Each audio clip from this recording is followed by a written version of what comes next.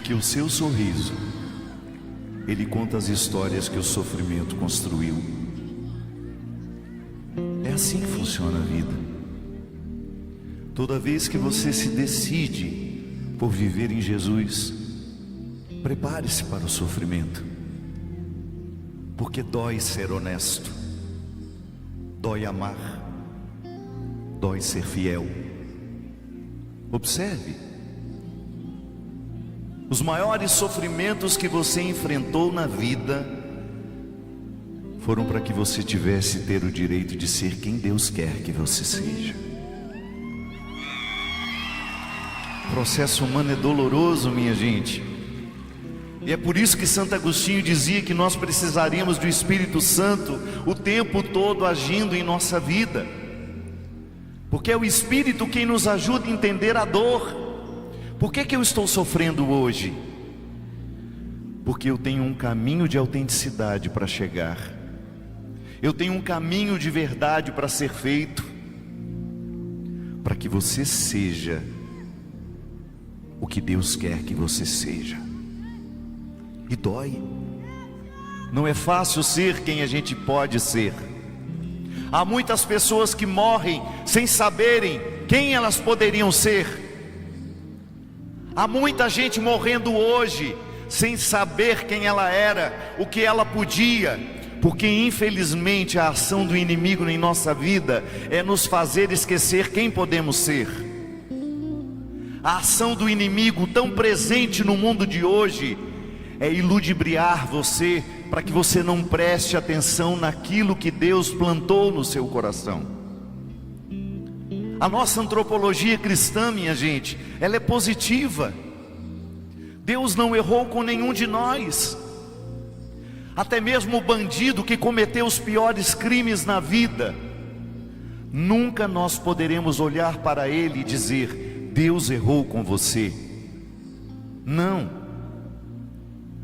Todo ser humano que tem a essência em Deus, e nós somos essencialmente divinos, porque Deus resolveu morar em nós.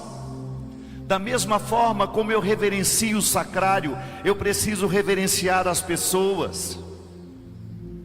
Porque se eu não sou capaz de reconhecer o Cristo que vive em você, de nada adianta eu reconhecer o Cristo que está na Eucaristia. O que Jesus nos ensinou é exatamente o amor que nos faz entender a sacralidade de cada um de nós. Quando você foi mergulhado nas águas do batismo, você recebeu todas as possibilidades de ser com Cristo. Por isso que Santo Agostinho dizia que até mesmo para eu me reconhecer pecador, eu preciso da ação de Deus na minha vida. Caso contrário, eu sou um poço de orgulho.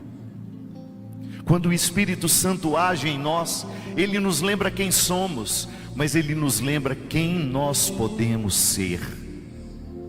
Sim, você é a pessoa certa. Deus não errou com você. Recorde-se sempre disso. A antropologia cristã ela é positiva.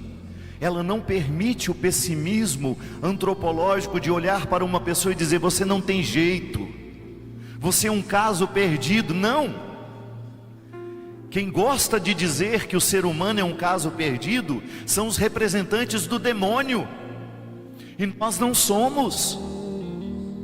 Nós não somos. O nosso olhar é positivo. Eu olho para você e eu enxergo a pessoa certa. Você é a pessoa certa. Diga para quem está do seu lado: você é a pessoa certa. Deus não errou com você. Agora há um detalhe: eu já errei comigo. Você já errou com você.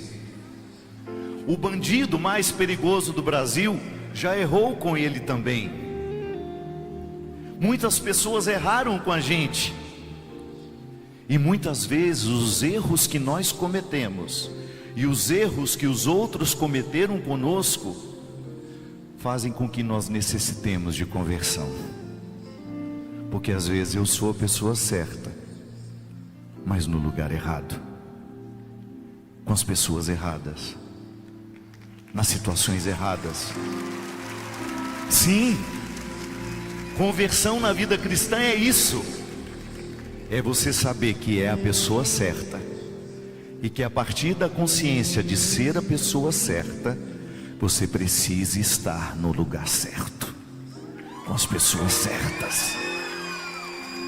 E aí você tem um parâmetro muito concreto de conversão. Você vai olhar para aquilo que você está escolhendo na vida, os amigos que você está escolhendo ter, as companhias que você está escolhendo ter, e sinceramente vai se perguntar: essas pessoas me ajudam a estar no lugar certo? Essas situações que eu estou trazendo para a minha vida me ajudam a ser a pessoa certa no lugar certo? Não, nem sempre a gente consegue, minha gente. Quantas vezes eu encontrei a pessoa certa no lugar errado? Eu acho que já até contei para vocês aqui. Uma vez eu aprendi a duras penas o que significa isso. Eu era menino, e é claro que naquela época eu não elaborei a situação como eu posso elaborar hoje, depois de tantos anos vividos. O meu pai teve uma fase da vida dele em que ele teve muito problema com o álcool. Muito. Era um homem trabalhador. Nós nascemos pobres, crescemos pobres, mas o meu pai sempre foi um homem muito honesto, muito trabalhador. Mas o demônio do álcool entrou na vida dele e destruiu o meu pai. E num sábado, que era o dia em que geralmente ele mais bebia, quando dava 1h da tarde, ele não havia chegado do trabalho, que ele trabalhava somente até meio-dia. Meu pai não tinha carro, ele tinha uma bicicletinha, que ele ia sempre trabalhar naquela bicicleta. E naquele sábado, quando deu 4h da tarde, ele não tinha chegado. Meu coração já disparado, eu devia ter uns 8, 9 anos. Eu já imaginava que ele chegaria bêbado, mas naquele dia ele não chegou. Alguém passou lá em casa e disse à minha mãe: Dona Ana, a senhora vai precisar buscar o seu Natim, que era o apelido dele, que ele está caído lá no centro da cidade. Oh, minha gente, foi uma das cenas mais tristes que eu vi na minha vida. Tinha chovido naquele dia, e quando nós chegamos bem no centro da cidade, em frente a uma padaria muito conhecida lá na minha terra, o meu pai estava caído entre a sarjeta e a calçada. A bicicleta dele caída assim de lado. Tinha chovido. Ele que tantas vezes chegou sujo em casa, mas a sujeira da dignidade, a sujeira que dá orgulho na gente. Meu pai era pedreiro, trabalhava muito, era um excelente pedreiro. Então ele chegava sempre sujo. Eu estava acostumado com meu pai sujo, mas naquele dia a sujeira era diferente. Era a sujeira da indigência. E eu me lembro que quando vi, o primeiro sentimento que me ocorreu foi de vergonha. Eu fiquei olhando para o lado para ver se algum colega meu passaria para ver aquela cena. E depois de tanto tempo vivido aquela tarde tristíssima na minha vida, eu identifico que o sentimento que eu tive lá não foi vergonha. Vergonha era o sentimento que eu sabia dar nome naquela época. Hoje eu sei que o nome daquilo que eu sentia era indignação. Porque você não sente vergonha de quem você ama. Agora, quando você vê a pessoa que você ama no lugar errado, você fica indignado. Porque aquele não era o lugar que a vida havia preparado para ele. Aquele não era o lugar que ele merecia. Sabe, falando a lógica do merecimento, não era justo que o meu pai ficasse ali naquele lugar. E aí nós o recolhemos, Meu irmão mais velho ajudou a levar. Um amigo emprestou o carro para ir buscar. Quando chegou em casa, a gente deu um banho nele, trocou de roupa. E depois de tanto tempo, eu entendi que eu fiquei padre exatamente para buscar as pessoas certas que estão nos lugares errados.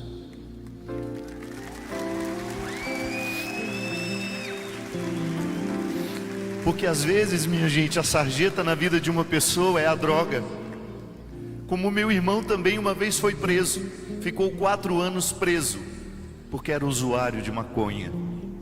Foi preso pela polícia, a polícia perguntou de onde ele tinha trazido aquela droga. Era dia 25 de dezembro. Ele disse: eu trouxe da cidade onde eu trabalho. A lei é clara, viajou, levou, não importa se você vai vender ou não. Traficante. Meu irmão foi condenado e ficou 4 anos na prisão.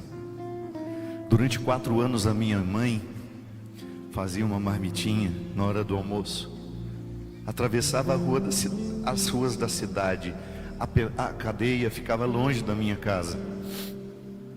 Ela levava aquela marmita com tanto amor.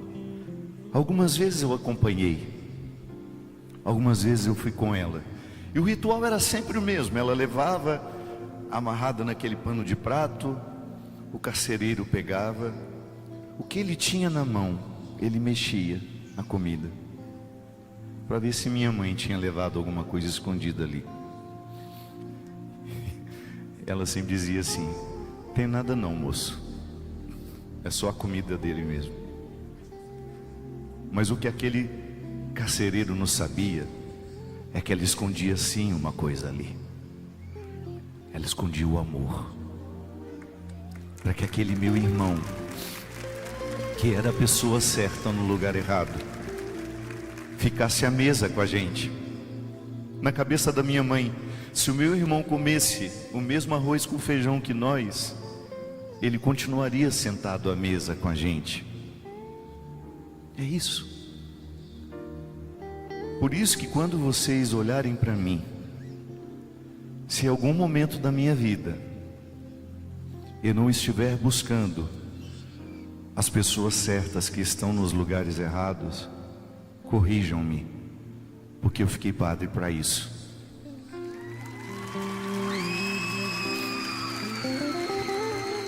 Desde quando eu me entendo urgente, eu me identifico com os que não são convidados.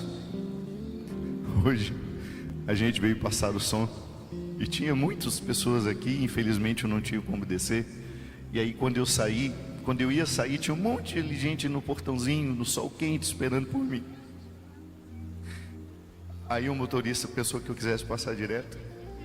Eu disse para ele: pare, porque eu sempre fui o que esperou no portão. Muito poucas vezes na minha vida eu tive a oportunidade de entrar. Se algum lugar na vida me foi concedido, minha gente, foi porque eu insisti.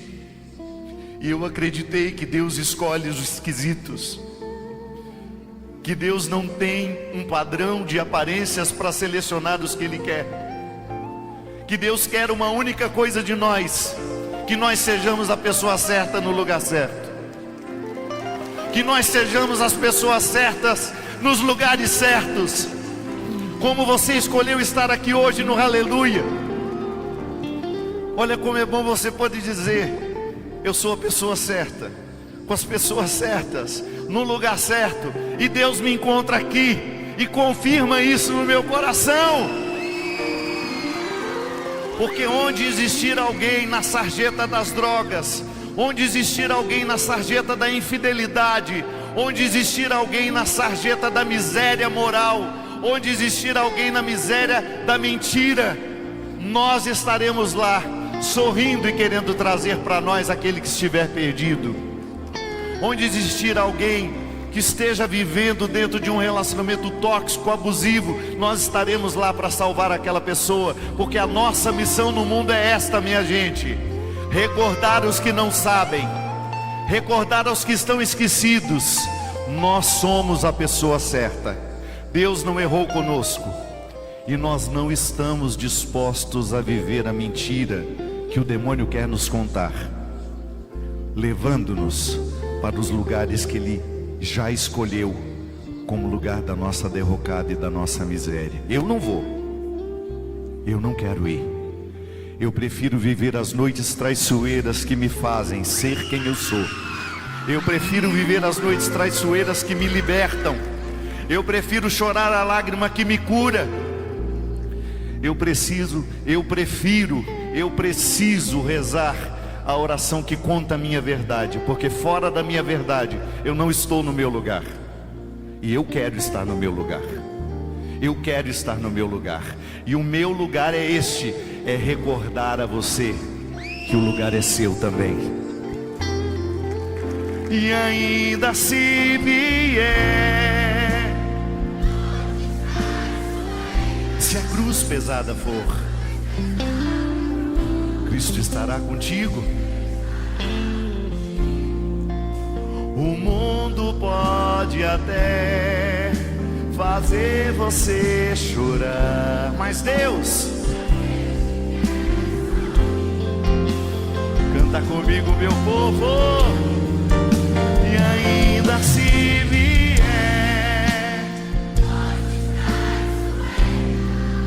se a cruz pesada for, Cristo estará contigo. O mundo pode até fazer você chorar, mas Deus te quer.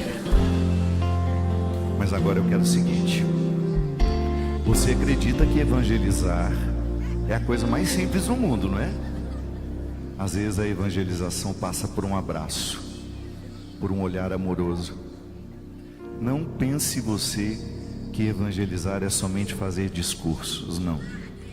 Às vezes o que a pessoa mais precisa de nós é de um abraço. Pois eu quero que você dê um abraço em quem está do seu lado agora. Isso. E ainda se vier, cante para essa pessoa. Recorde que ela é a pessoa certa e que a conversão dela será retirar da vida todas as pessoas, todas as situações que neste momento atrapalham e dificultam ela estar no lugar certo. Canta comigo, aleluia. Abraça e canta ao mesmo tempo. E ainda se vier, se a cruz pesada for, isso, enxuga essa lágrima. Ame quem você puder neste momento, fazer você chorar. Mas Deus te quer sorrindo.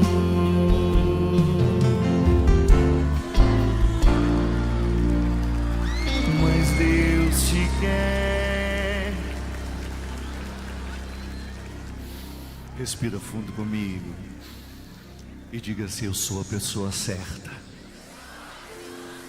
A minha conversão é buscar as pessoas certas, os lugares certos, as escolhas certas, porque eu quero que coincida aquilo que eu quero para mim com o que Deus sempre sonhou.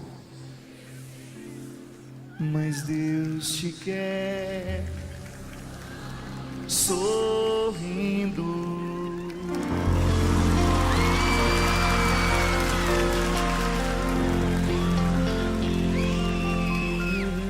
Declaração de amor para Jesus? Então eleve esses braços para o céu comigo. Vamos declarar esse amor a Ele, agradecer por tanta coisa bonita que Ele faz.